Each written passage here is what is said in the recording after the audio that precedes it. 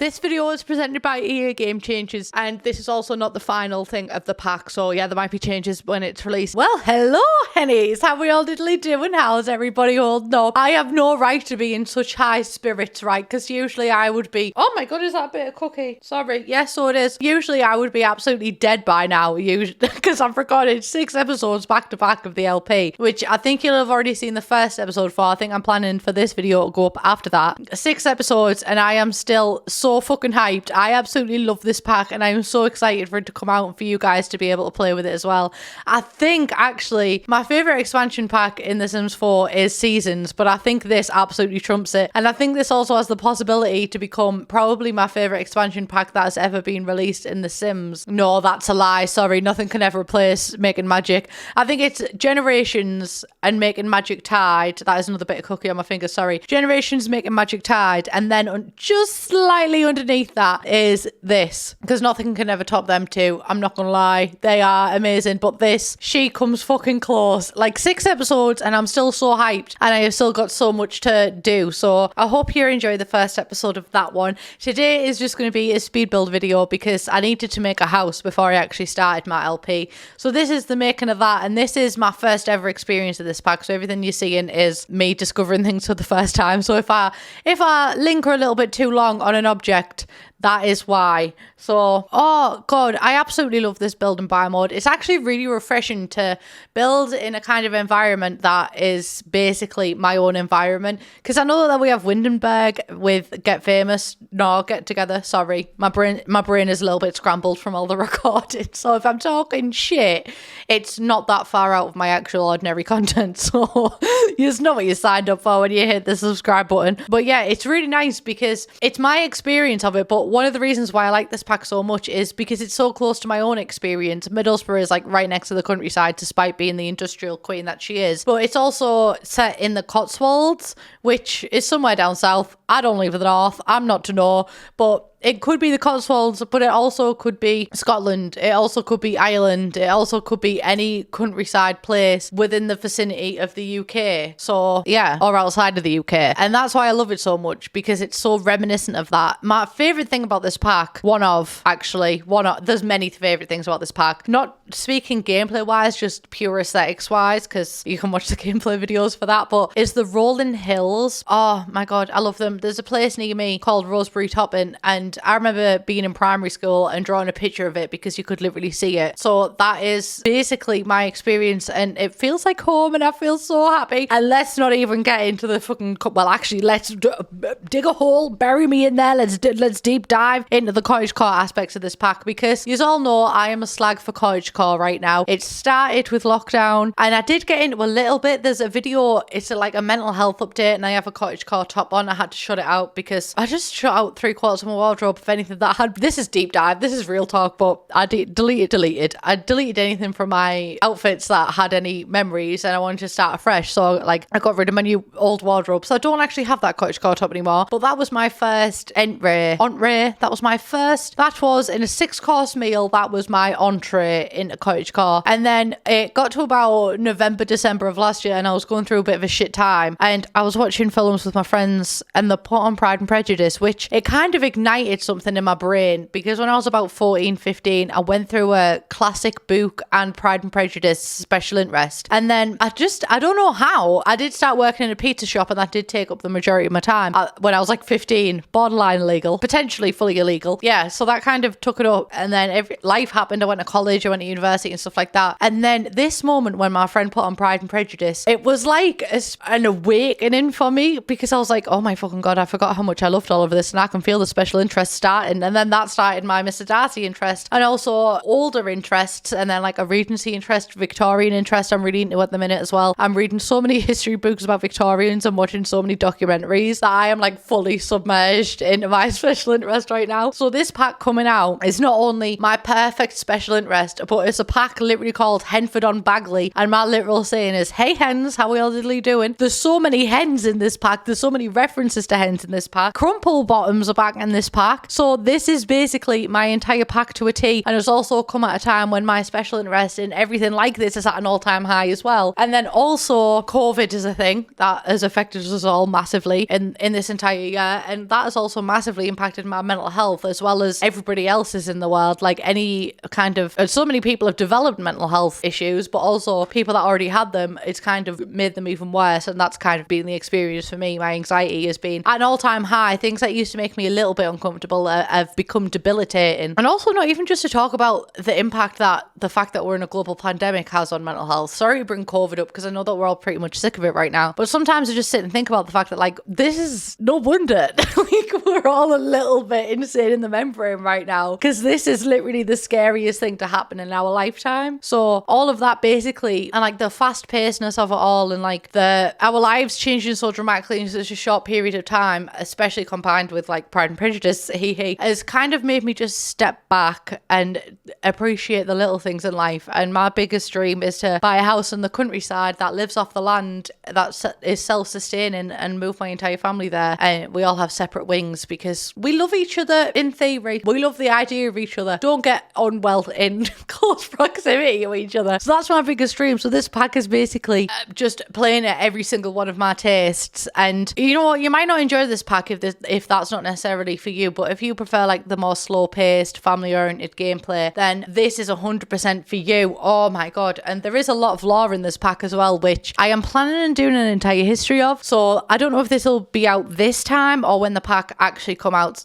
when the pack is like actually coming out and we get early access to that. I don't know which one it's going to be, but either way, that is coming. I also want to make a video, but this will have to be like the next time we get access to the pack, because I'll have it with Realm of Magic. I want to make the Salem Witch Trials but recreated in Cottage Living. So there is a lot of video ideas that I want to do with this pack, but a lot of them are dependent upon having the other packs. And I'm interested to see how much cross compatibility it has with other packs as well, because I know that cross stitching is a skill, and I know that you can sell your cross stitching items on Plopsy. So I forgot that was even a thing, honestly. Like I feel like I need to utilize that more, you know. That could be a fun way to make my cottagecore dreams come true. So yeah, this is the build that I've done for this pack. I wanted to focus on like basically just like a farmer's cottage is what I had in mind for this. It's kind of reminiscent of a place that is actually near me, so I'm pulling from my own life experiences there, but the place near me is an abandoned farm, and it's like kind of got a sad story behind it actually, so I'm hoping that doesn't affect the gameplay of this. I don't know. That is this build. I also left a lot of space in this build in the exterior for things that I would want to place in there for gameplay items as well, but I placed the new crop things. I really like them. I like that they're just ingrown in the land, and then you can plant things there, because it actually kind of gives the illusion of it being a farmland, which I really like. I also like the subtle nod to British culture as well. There's a lot of teapots in this that aren't usable actually. That is a flaw I have with this pack. FLAW, not FLOOR. And it's also got a phone box as well, which again I wish we could have used, but we only really have mobile phone animations in the Sims games, like in the Sims 4. In the previous games we used to have like household telephones, which aren't really a thing anymore in real life as well, so I get why they're not in this. But yeah, it would have been nice to be able to use that phone call, like go into the actual booth. But I like the reference nonetheless. And also something that I've noticed in this pack, which I literally have no information on, so this could be false, don't get your hopes up, but there's a lot of cars in the neighborhood, which has got my suspicion. I am sensing something in the wind, and I'm gonna make a prediction, right? I'm not gonna set my hopes on it because I don't want to be disappointed, but there is a lot of cars, and there's a lot of like farming cars and stuff like that, but they're placed in places where if there wasn't a car there, it would still make sense. Do you know what I mean? Like for example, if they placed American World or whatever, and it had like a diner and a car park, and the place cars there, then I wouldn't be like, oh, is this a hint? Because obviously in a car park there's going to be cars, do you know what I mean? But this is cars in like the random wood bits of the areas that you go and walk about on and like make food and that. So there is a lot of cars there. And Henford upon Bagley, when the name of the pack was first announced, there was a lot of theorizing on Twitter that it was, and you know what, it was actually very plausible that it was all hints to that car maker, what's his name? I couldn't give a shit about cars, I'm not being funny, funny. I know that there's like some people that marry the cars and do practically sin with exhaust pipes, but that could never be me. I am not romantically attracted to cars in any way, shape or form, Your Honour. So I don't know the name of the man who it's all referencing, but there's like a pretty plausible argument behind it that it's all referencing cars. So he is hoping. I mean, I'm not that arsed about cars, actually. That might be an unpopular opinion, but I would like them there. Like, I enjoy them and I like teaching teens to drive and stuff like that. And I would like to see them. Like, if you asked me, would you like cars in the game? Yes or no? I would obviously vote yes, because I'm 100% happy to have any and all gameplay experience in the game. But also, you know, if it was going to be like another year or two until we get cars, I think I'll be all right with that. I think there's more pressing things. Do you know what I mean? Babies. This is kind of relevant to the video, but not relevant at all, actually. Kind of relevant. I have a series called Entire History of. A lot of you actually found me through that series, and I have stopped doing it. I stopped doing it for the longest time, and I'll tell you for why, me darlings. I'll just be open and honest with you. Because this year has been so shitting on my mental health, I've lost a lot of confidence, and I've had to kind of relearn my confidence with YouTube, because I've never doubted for a second that playing The Sims on YouTube is what I want to do. I've dabbled in variety content, and I enjoy that, but I've always wanted to do The Sims content. That's never been a question, and I've always enjoyed playing the game. My drop in confidence has been more so on the YouTube side of things after the content's been made. So that has kind of bled into making content because I've lost a lot of confidence with it. Anyway, in a nutshell, I stopped doing Entire History of because I basically lost confidence with them, and I didn't think that I was very good at them. It took me a long time to learn. So fuck.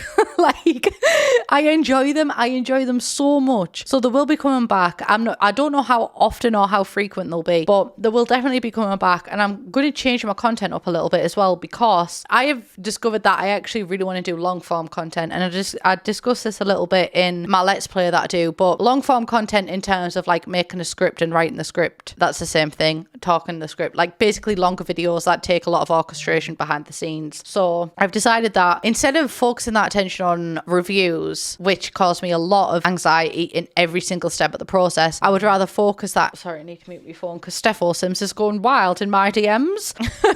But yeah, I would rather focus that attention on making like long form video essays on things like entire history ofs, but also expanding entire history ofs to also include like lore in the Sims games, but also include things that are general to the simming community, like custom content. I really want to do that one. I also want to do one on celebrities that have been in the Sims, like celebrity sponsorships. There's also a game that influenced the Sims that I want to do a deep dive into the history of. So I'm going to focus my attention in terms of long form content on those kind of things. I'm not saying reviews may never be a thing in the future ever again, because I know a lot of you come to me for unbiased reviews, but I think in the form that they are in at the minute, it's just not working for me personally, because they do cause me such anxiety. And I also, honestly, I don't feel like I have enough time to fully convey my thoughts on a pack. So yeah, I might do them in the future, but I will go along and like review it as I play the game. But I'm going to be doing an entire history of custom content in The Sims, and this is like spanning from The Sims 1, The Sims 2, The Sims 3, The Sims 4, because The Sims is a very unique game in the fact that there is so much custom content and mods for it, that custom content and mods, it can completely make it a different game. It's been a staple in The Sims franchise since the beginning, and there's been so much lore in and of itself. So basically, if you would like to be featured in this video and you have your own experience of it, and this includes like The Sims 2 Exchange, The Sims 3 Exchange, The Sims 2 Exchange stories, like The Sims 1. Any experience you have of making, downloading, experiencing custom content of any game, but specifically like earlier ones, if you have things that you want to share. Doesn't matter how long your experience is. If you want to write me a novel, you can. If you want to send images, links, etc., just keep it safe. Don't send me dick pics, basically, is what I'm saying. And you want to share it to me. Oh, Steph also is in my inbox again. I love you, bitch. I never gonna stop loving you, bitch. But yeah, basically, if you want to share your experience and be in the video, you will be credited in the video if I use your experience. Then you feel free to email me at EHO, so entire history of, but the first letter of each, EHO, at plumbella.co.uk, not .com, UK, United Kingdom. Like, oh. But yeah, that is everything that I have for you today. I hope you enjoyed this build. I hope you enjoyed my voiceovers. I need to get better at voiceovers because I do just talk shit. That is everything I have for you. I love you all. Please subscribe if you haven't already. Let me know what you think about this pack so far. Let me know if you're excited, and I will see you in the next one. Bye, Cottage Car bitch. Cottage Car vibes only. Cottage Car vibes only. Cottage Car vibes only. Love yous. Bye.